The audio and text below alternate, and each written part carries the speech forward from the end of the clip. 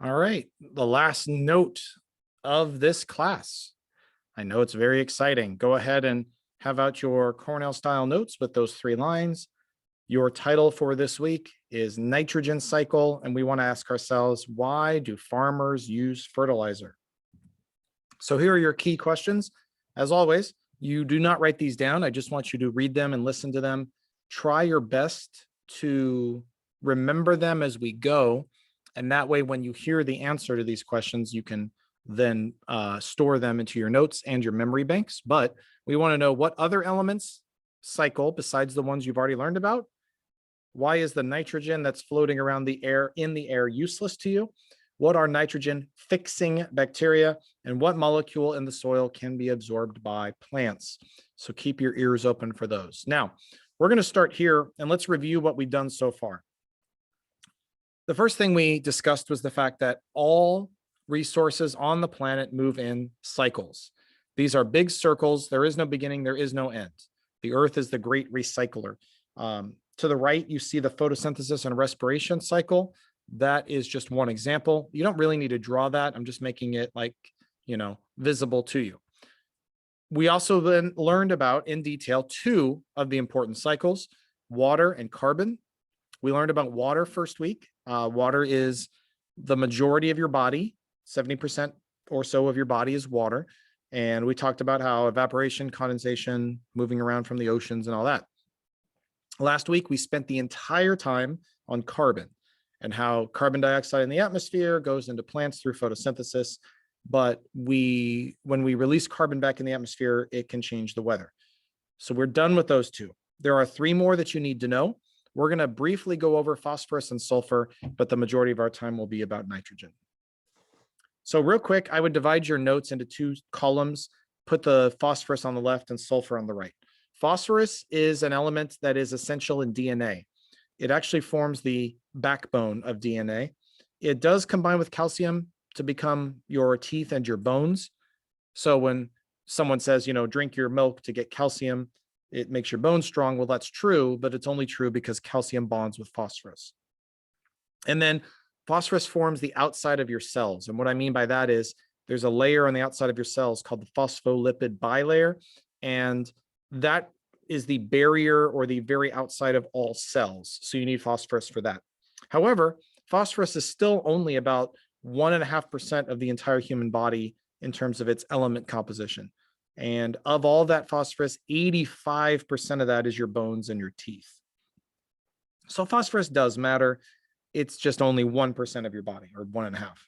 Sulfur is actually even less, but sulfur is in charge of protein. It builds proteins. It also helps with the breakdown of the food that you eat. So when you're digesting food, it also helps repair DNA because there's enzymes that it makes for DNA, which again, DNA is what makes you you. We've talked about that before. And it's only though 0.2%. So less than 1 is what I was meaning to say. Less than 1% of your body. So not nearly as plentiful. So both sulfur and phosphorus cycle in pretty similar ways. Basically, they're in rocks and in sediments. The weathering through wind, rain, things like that breaks them into smaller pieces and it sinks into the soil. Plants can then absorb it through their roots, unless it's an aquatic plant, and then they just absorb it from the water around them. Animals can then eat the plant to get the phosphorus and the sulfur. So they kind of work in the same way. That picture that you see is specifically the phosphorus cycle, but really sulfur works very similarly. And so here is Hank Green to further explain. The interesting thing about phosphorus is that it's the only element that we're going to talk about that doesn't involve the atmosphere. Phosphorus wants nothing to do with your air. However, the lithosphere, fancy word for the Earth's crust, is amply supplied with phosphorus. Rocks contain inorganic phosphates, especially sedimentary rocks that originated in old ocean floors and lake beds where living things died and sank to the bottom, where their phosphorus-rich bodies piled up and made phosphorus-rich rocks over time. Unfortunately, there aren't a lot of rock-eating organisms on Earth, just a couple of bacteria, which are called lithotrophs, by the way. However, when these rocks are re-exposed and water erodes them, some of the phosphates are dissolved into the water. These dissolved phosphates are immediately available to and assimilated by plants, which are then eaten by animals. From here, the same thing goes for the decomposers as with the nitrogen cycle. When a leaf drops, or something poops or dies, the decomposers break it down and release the phosphate back into the soil or water. And phosphates get about as much downtime in the soil as a $20 bill on the sidewalk. Decomposed phosphate is immediately reassimilated back into plants, and this little cycle just keeps going and going. Plants to the animal to the decomposers to the soil and back into a plant. That is, until that atom of phosphorus makes its way into some kind of body of water. Because aquatic and marine ecosystems need phosphorus like crazy. Once a phosphorus atom makes its way into a deep lake or ocean, it cycles around among the organisms there, algae, plankton, fish, and this cycling can go on for a long time. I mean, not as long as a phosphorus atom trapped in a rock, that can be millions of years, but by some estimates, a single phosphorus atom can be caught in a biological cycle for 100,000 years. Eventually, it's in something that dies and falls into a hole so deep that decomposers can't survive there. Then sedimentation builds up and turns into rock, which are eventually uplifted into mountains and exposed, and the phosphates are weathered back out.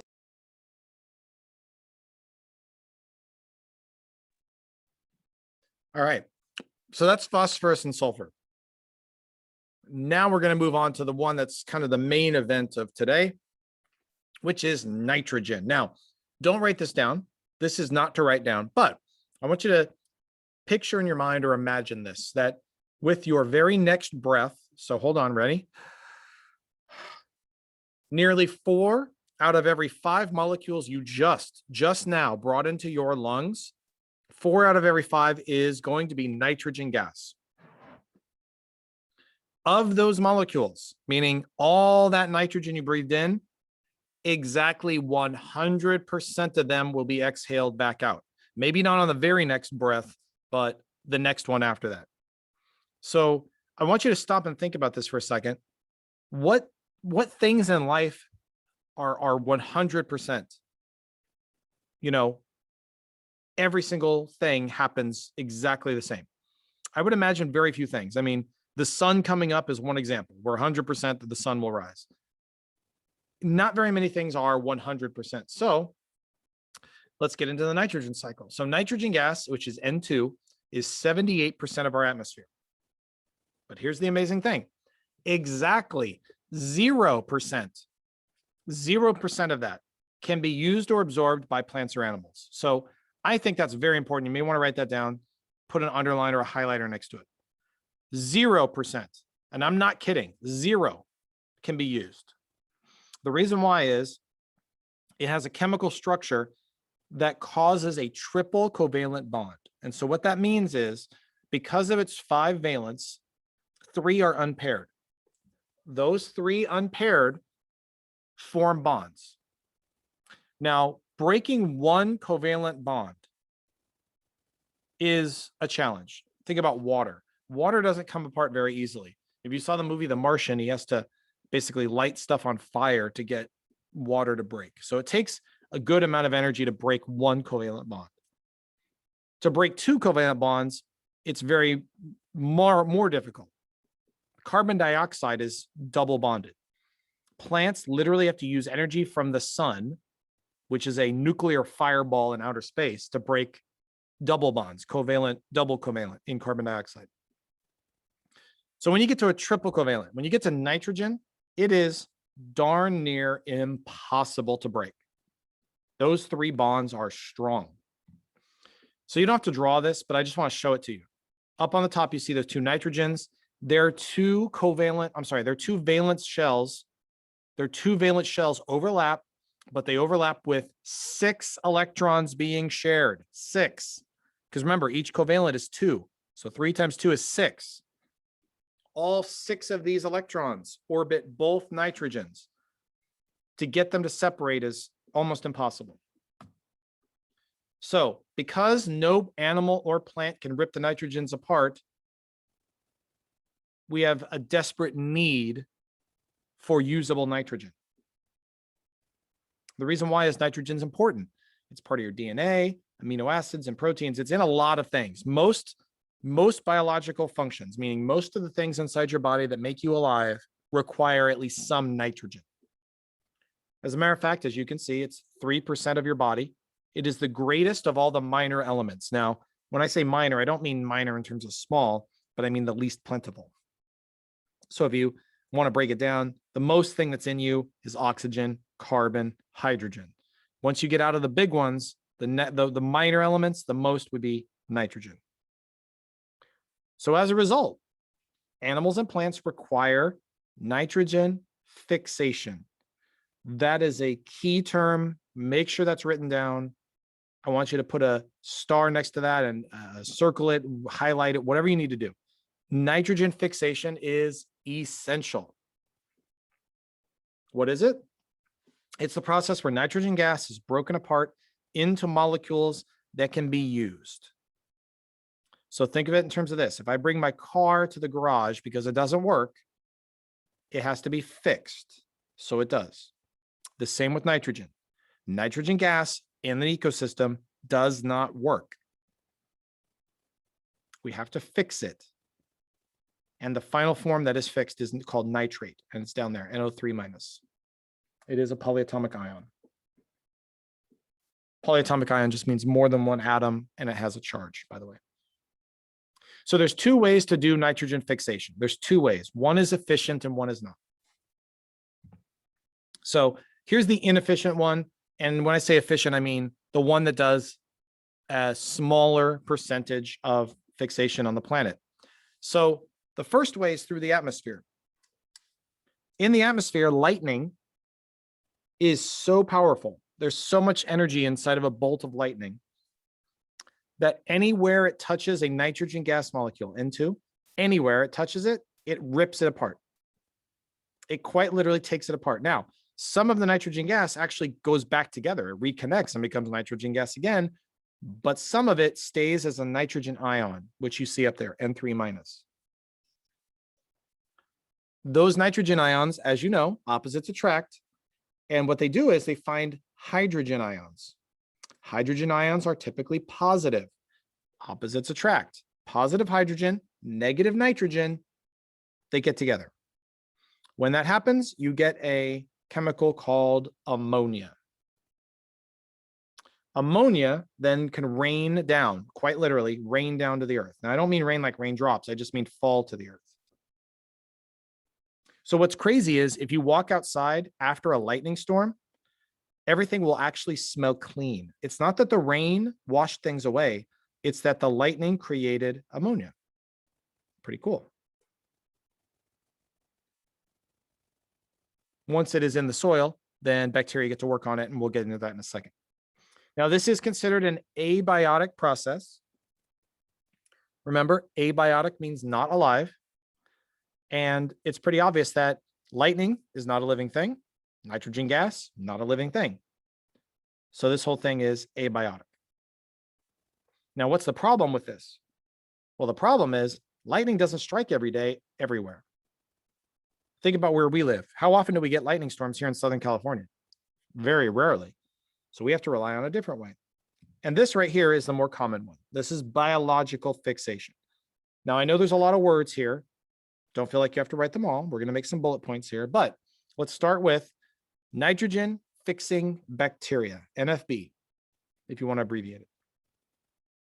What nitrogen fixing bacteria do is they take in nitrogen and they use an enzyme. If you want to know what it's called nitrogenase. You don't need to memorize that, but if you go to college, they'll teach it to you. But that is the only enzyme on the earth, the only one that has the ability to break apart nitrogen gas, the triple bond. The most plentiful place to find this type of bacteria is in the nodules, or basically these little parts, bulbs, balls on the roots of bean plants. So bean plants mean like green beans, peas, things like that. The big fancy word is legume, if you want to know. Now, what they do is they take in the nitrogen gas, they change it into ammonia, if you remember the ammonia in the atmosphere. And then a second type of bacteria come along. These are called nitrifying bacteria. And they change the ammonia into nitrate. So how do you remember that? Nitrogen fixing fixes the problem of the triple bond.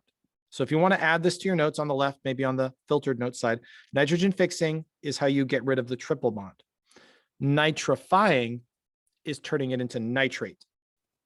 So there's two different bacteria doing two different things. Now, once it's nitrate, plants can then, the word is assimilate. You don't need to remember that, but it just means absorb it or take it in and send it up into the body of the plant. And then once it's in the plant, I mean, it's pretty obvious, but animals come by and eat the plant, and then they get the nitrate out of that.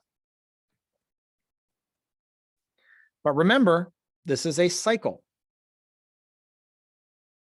So we have to have something that takes old nitrate and puts it back in the atmosphere. And that is called denitrifying bacteria. Now, the prefix D means to undo something. If I say deconstruct that Lego set, if I say depopulate the neighborhood, if I say dehumidify the air, it means to undo it. So denitrifying bacteria, it's kind of easy to remember, really. It means you unnitrify. You undo it. You take the nitrate, rip it apart, and release nitrogen gas back in the air, and it causes the cycle to start all over again, which you'll see here. Feel free to draw this picture if you think you need it. But you see the nitrogen gas in the air, nitrogen fixing bacteria first, nitrifying bacteria second, denitrifying bacteria puts it back.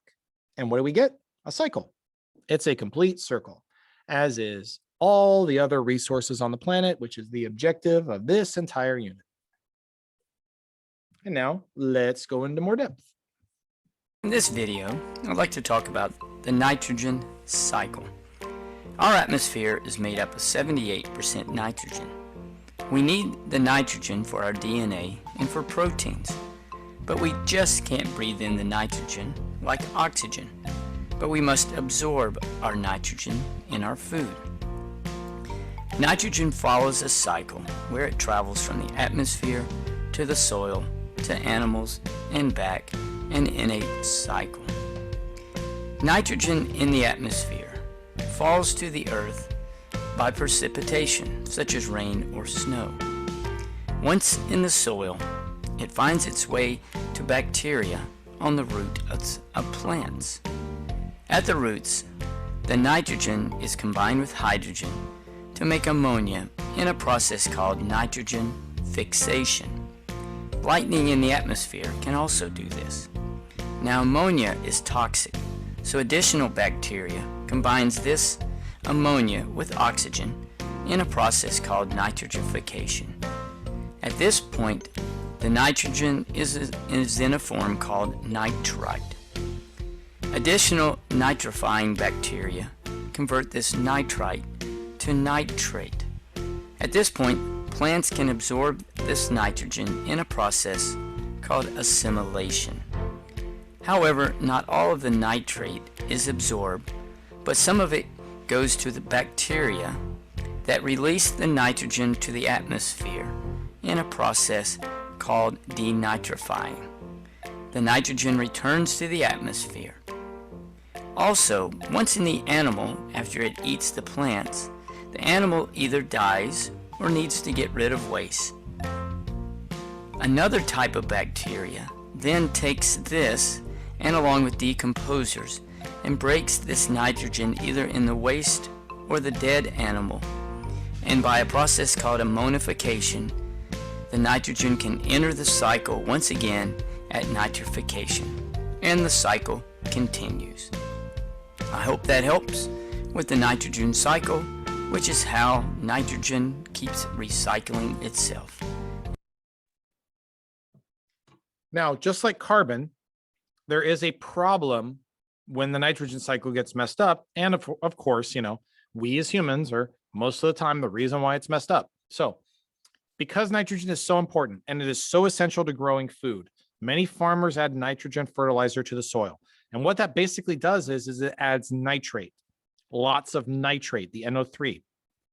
The good part about that is we can grow food much faster. the plants grow larger and they grow sooner in the season, we can then harvest them and get more food out to more people. And so it cuts down on hunger and things like that. However, there are problems with having too much nitrogen in the soil. The nitrogen can actually toxify the soil, meaning make it poisonous. Number two, it can run off of from the farm and into a river, and that messes up that ecosystem as well. So just be aware, it is possible to overdo it on the nitrogen. And so here's a video to help explain that. Peas, beans, and clover are among the 18,000 species in the pea family. Most species in this family, including these three, are known as nitrogen fixers. They increase the level of nitrogen in the soil, which plants need to produce protein so they can grow, and chlorophyll so they can photosynthesize. One way to use this in the garden is to interplant nitrogen fixers with other plants that need a lot of nitrogen. Or you could plant a nitrogen-fixing cover crop like clover for fertile soil next year. Okay, this can be useful, but doesn't nitrogen fertilizer do the same thing but more conveniently? Why bother with this nitrogen fixation thing? Understanding this requires us to understand how nitrogen fixation works, which in turn requires us to understand the broader nitrogen cycle. So let's start with the big picture. Nitrogen makes up 78% of the Earth's atmosphere by volume. But most of this nitrogen takes the form of two nitrogen atoms strongly bonded together, which isn't very reactive and is useless to plants. For it to become plant available, we need the help of bacteria.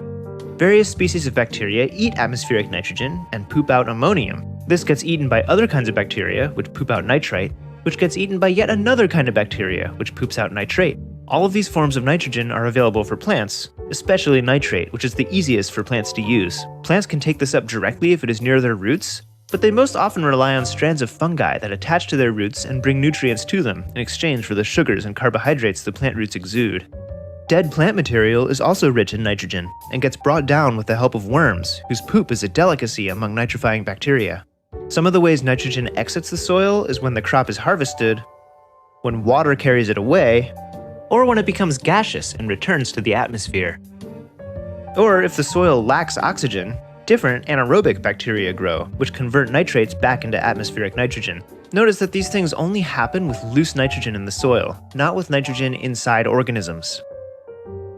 Okay, so we know that the nitrogen cycle depends heavily on life in the soil. Without them, the plants would be quite sad. But you may have noticed, if the fixation process is done by bacteria, where do nitrogen-fixing plants fit into this? Believe it or not, nitrogen-fixing plants don't fix nitrogen. Rather, they create habitat for the bacteria that do. The roots of this clover plant have little nodules that house huge amounts of nitrogen-fixing bacteria. The ammonium that these bacteria create slowly releases into the soil for neighboring plants and microorganisms to use. When the plant dies, the bacteria disperse into the soil, resulting in an abundance of bacterial allies for future plants' nitrogen needs. You know how earlier I said that water can carry soil nitrogen away? This nitrogen ends up in rivers, which can disrupt the ecosystem by enabling algae to dominate. But remember, this only happens to loose nitrogen in the soil, and not to nitrogen embedded in organisms. And fertilizer adds pure nitrogen without the organisms. So when it rains, huge amounts of it run off and pollute the water.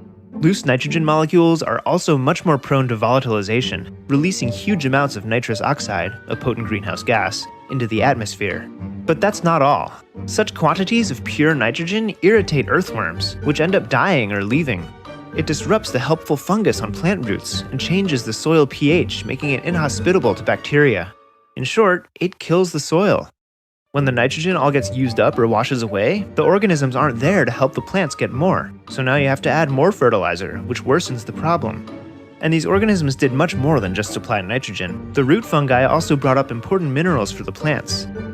And now that they're gone, mineral fertilizer must also be used. Instead of working with this self-sustaining web of organisms freely sharing nutrients, we have to spend more money to add loads of fertilizer to dead soil, poisoning the water and contributing to climate change. Considering the inability of dead soil to supply plants with nutrients, it's no wonder that throughout the last century, vegetables have been steadily declining in nutritional value. Healthy food requires healthy soil. So if the soil around you is rich and alive, try to keep it that way. But if, like most of us, the soil around you is dead or dying, nitrogen fixers can help to add a little more life so that someday our tiny allies under our feet will come back.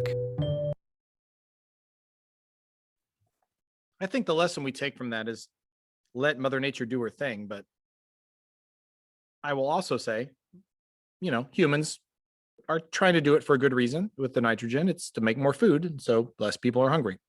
Anyway, now we want to revisit our questions here. For example, do we know what are the other 3 elements that cycle?